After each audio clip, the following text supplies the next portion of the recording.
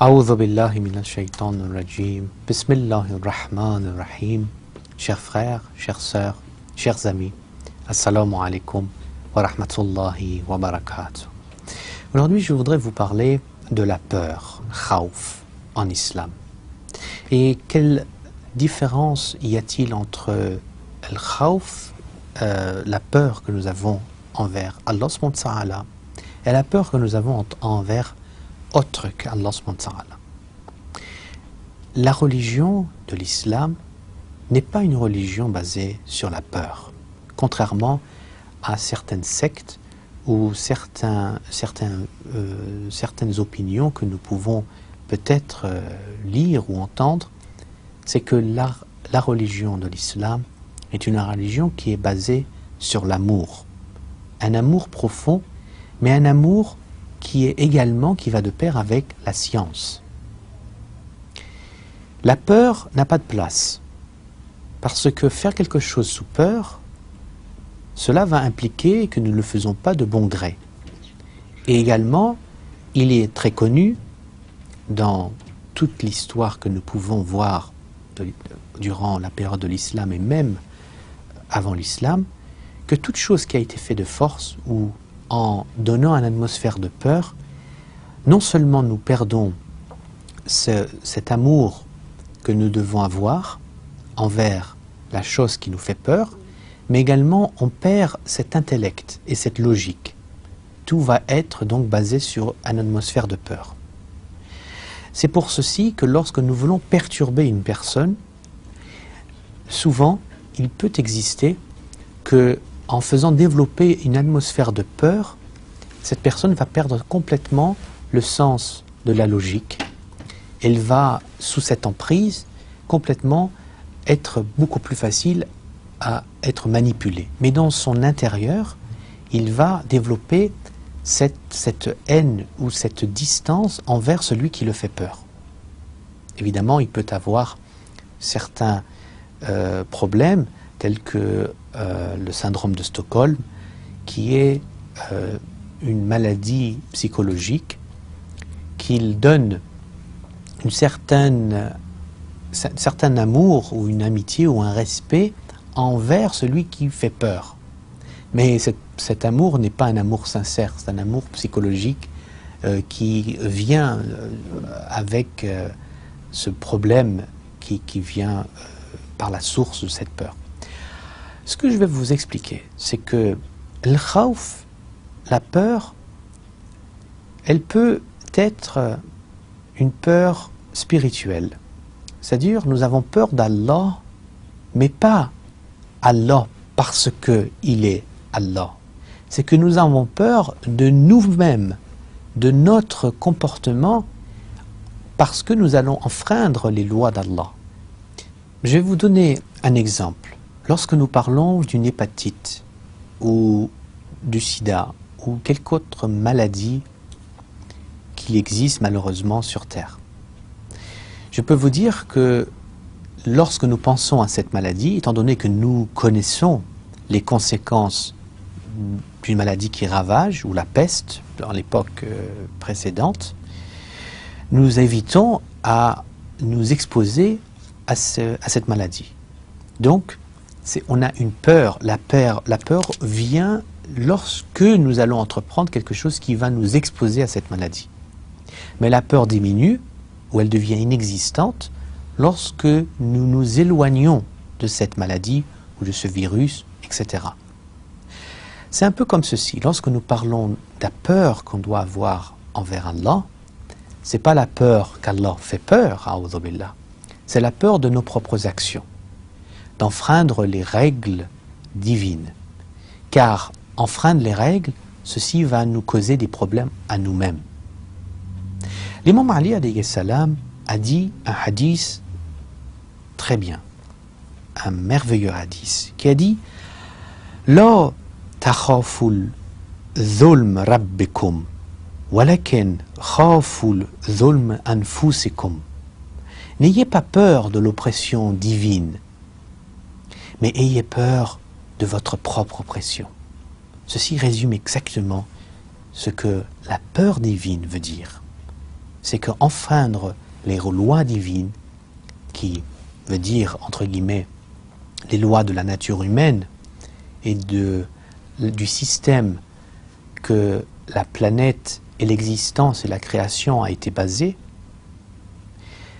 en enfreignant ces lois, nous devons avoir peur des conséquences de ceci. Mais lorsque nous parlons de notre Créateur, on doit, et ça va de pair avec, et on doit penser à l'amour, la clémence, la miséricordieux, le pardon, celui qui veut de meilleur pour nous. Et il ne punit personne. Ce n'est pas un Dieu qui détermine selon les origines, selon l'handicap ou quelque autre chose qu'une personne peut avoir, qui peut être même différent d'autrui. Même la religion, Allah est clément avec tout le monde. Parce que nous sommes tous les enfants d'Adam. Nous sommes tous des êtres humains. Nous avons le même cœur, le même cerveau. Mais c'est ce que nous faisons avec ce qu'Allah nous a donné qui est important. C'est avec notre comportement, notre façon de voir les choses, notre religion qui nous aide à donner un sens à la vie. C'est pour ça que lorsque nous parlons de peur divine, c'est en fait de peur de soi-même. D'ailleurs, l'imam Ali, alayhi salam, il dit « N'ayez peur de rien, sauf des péchés. » Parce que les péchés peuvent faire d'une sorte qu'il vous fait perdre l'espoir envers la clémence d'Allah. D'ailleurs, lorsqu'on veut rentrer un peu plus dans les détails, nous voyons que le prophète Mohammed sallallahu alayhi wa sallam, qui a dit il y a deux sortes de peur. Je veux encore insister un point très clair. Lorsque nous parlons de khawf, il y a deux genres de khawf. Lorsque nous parlons de certains mots en islam, il faut faire attention. Il faut toujours demander quelle est la signification de ce mot. Est-ce que vous parlez du sens ram, du sens général, du sens spécifique, du sens divin, du sens humain? Il y a différentes façons de voir. Parce que l'islam est tellement précis qu'un seul mot peut changer de signification selon le contexte du mot qu'on veut utiliser. D'ailleurs, voilà, lorsque nous parlons de la peur, le prophète lui-même a dit il y a deux genres de peur. Il y a une peur que nous devons avoir des conséquences de nos péchés, le jour du jugement dernier, de ce qui va nous arriver après le jugement, de ce qui va arriver à notre famille et aux gens qui nous entourent. Et nous avons également la peur, mais la peur de quelque chose qui n'est pas divin. La peur de quelque chose qui est banal par rapport à la grandeur de notre Créateur. Et l'imam Ali alayhi salam a répondu et a continué avec ce hadith. Il disait que ayez peur de votre âme qui est emprisonnée dans votre corps.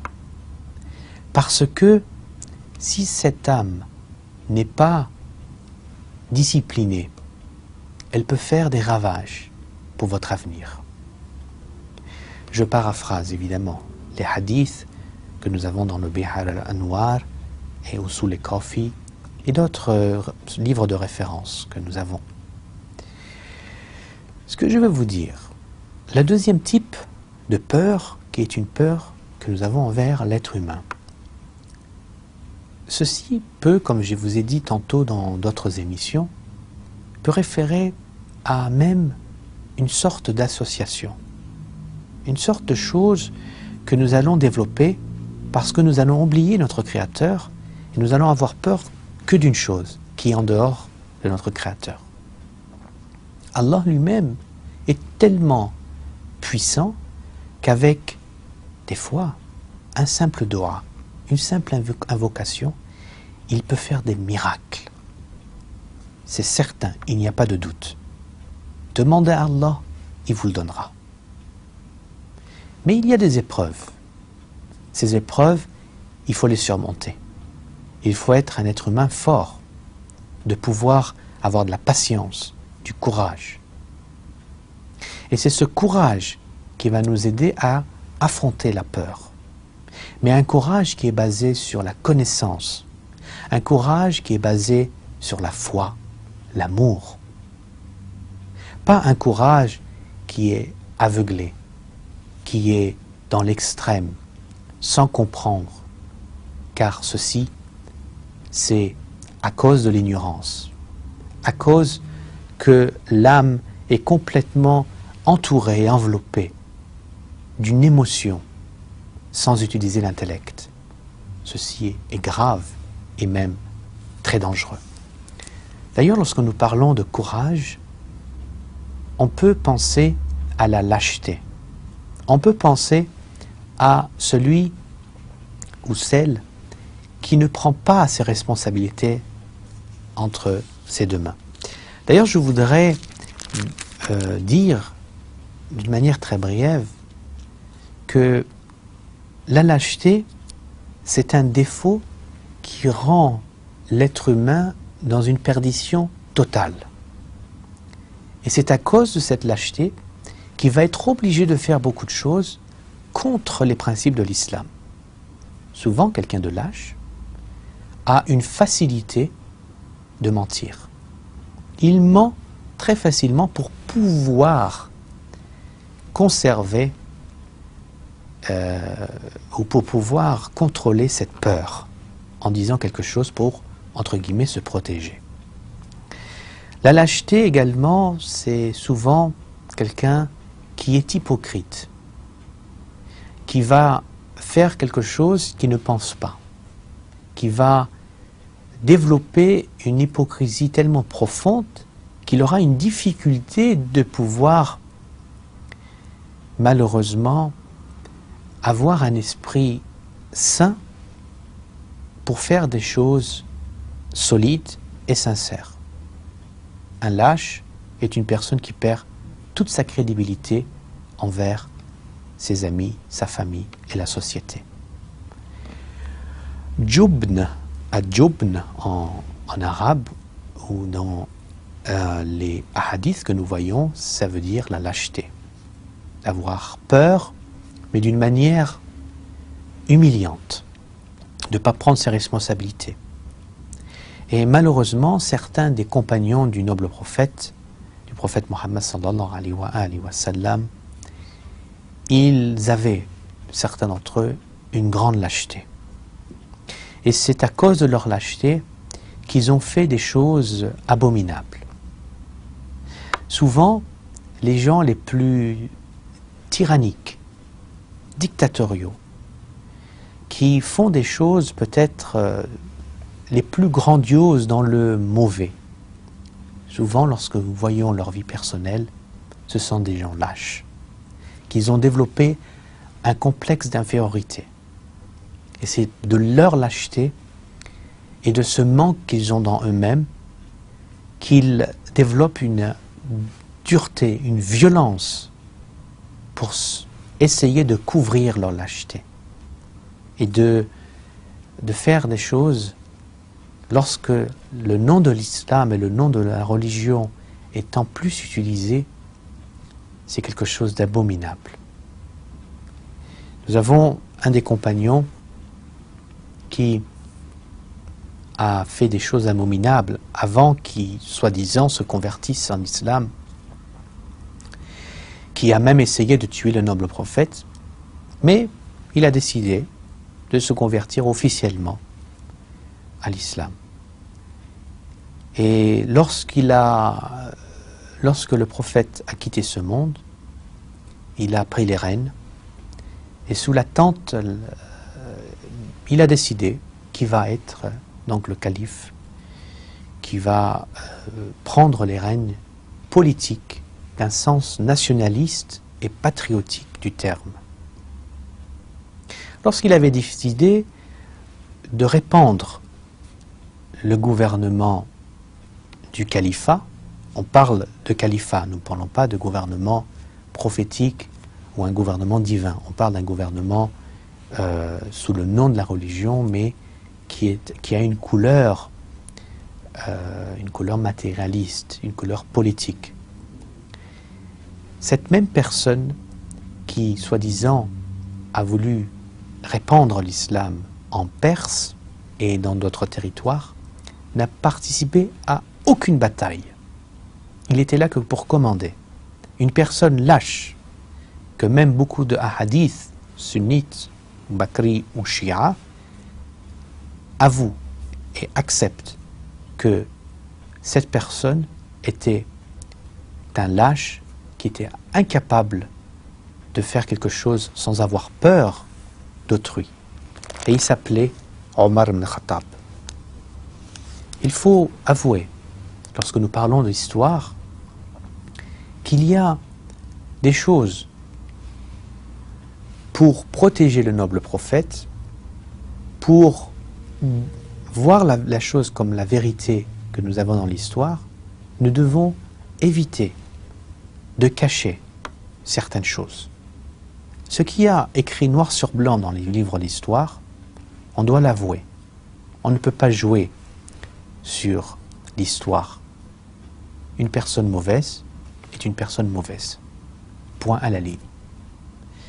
Donc en retournant dans les aspects al-khawf, de la peur en islam, si une personne a peur que de ses propres actions, il va éviter à commettre des péchés. Il va éviter à faire le répréhensible. Mais pour avoir cette peur, il faut avoir la connaissance, il faut avoir la science, connaître les répercussions d'une chose répréhensible. C'est comme par exemple, très simple, un exemple, vous dites à un enfant que ne mets pas tes doigts dans cette prise, il y a de l'électricité, il y a du courant, 110 volts ou 220 volts.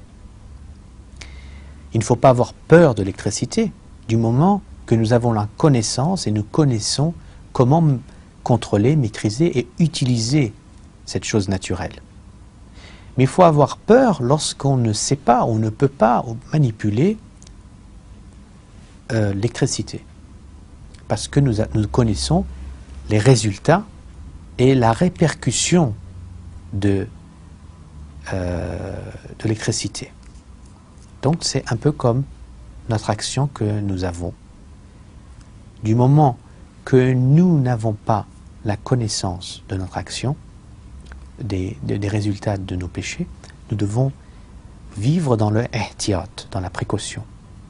Étudier, poser des questions, méditer sur le Coran et les hadiths, et ensuite nous allons développer une connaissance. Et de là, nous allons vivre sans avoir peur de faire quelque chose qui peut avoir de mauvaises conséquences dans notre propre vie personnelle. Donc, en conclusion, je peux dire que avoir peur, lorsque c'est une peur divine, c'est quelque chose de positif, qui va nous aider à avoir une vie beaucoup plus sécurisée, avec une protection divine, une vie qui va être spirituelle, qui va être guidée grâce à cette lumière divine que nous allons avoir chez nous. Et plus nous nous éduquons et nous rentrons dans les sciences divines, plus nous allons comprendre et être plus précis dans ce que nous devons avoir et nous devons développer comme peur dans nous-mêmes. En comparaison avec une peur qui n'est pas une peur divine, mais une peur de quelque chose hors de notre Créateur. Ceci est quelque chose de décommandé, qui n'est pas recommandé, qui est même répréhensible en islam. Nous devons absolument, et nous devons éviter absolument d'avoir peur autre qu'Allah subhanahu wa ta'ala. Il faut nous éduquer d'une manière et développer une foi qui est une foi logique, raisonnable, basée dans la science, dans la rationalité. C'est ce que le Coran nous demande de faire. Le premier mot qui a été révélé dans le noble Coran était le mot « Iqra ». Lis. Lis au nom de ton Seigneur qui t'a créé. C'est le premier mot qui a été révélé au noble prophète Mohammed sallallahu alayhi wa sallam, qui insiste sur l'importance d'apprendre, de l'apprentissage en islam. Donc la peur, avoir peur, c'est également une branche de l'ignorance. Souvent, lorsqu'on ne connaît pas une chose, on ne connaît pas un sujet, on ne connaît pas un endroit, nous avons peur. Nous avons peur de cette ignorance. Et lorsque nous connaissons où nous allons, ce que nous mangeons, ou etc., nous voyons très bien que nous avons une confiance en soi. Et nous devons être tellement sûrs de nous que lorsque nous allons, Inch'Allah, communiquer avec les anges dans la tombe, le moment où nous allons rencontrer notre Seigneur, après le barzakh, fi yawm al-qiyamah, au jour du jugement dernier, nous devons être sûrs de nous, sans aucune peur. Parce que c'est ce moment-là où beaucoup de croyants et de croyantes vont avoir le sourire, avoir la tranquillité et le repos lorsqu'ils vont attendre leur tour pour pouvoir parler à leur Seigneur. Mais malheureusement, beaucoup auront peur. Ils vont trembler et vont perdre leurs mots d'une telle manière que certaines parties de leur corps vont se détacher d'eux pour pouvoir témoigner, pour raconter ce qui s'est passé et les faits de chaque chose.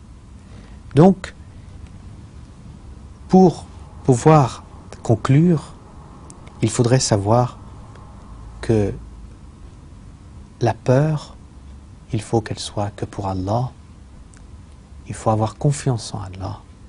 Il faut développer cet amour, cette confiance et cet esprit qui doit être constamment développé dans nous-mêmes, d'avoir cette soif d'apprendre et de continuer sur le chemin qu'Allah nous a montré. Et c'est pour ça que les Ahlul Bayt, que la paix soit sur eux, les saints imams, que la paix soit sur eux, c'est la manière et la façon, leur enseignement, qui nous aide absolument, d'une manière claire et d'une manière pure, sans aucun doute, de nous montrer le Sirat al-Mustaqim. Et il faut, chers frères, chères sœurs, constamment nous remettre en cause, nous remettre en question, fermer nos yeux et méditer ce que nous allons faire et ce que nous voulons faire dans l'avenir. Et que cette méditation doit être basée sur le parfum, la couleur, l'odeur des Ahlul Bayt, que la paix soit sur eux.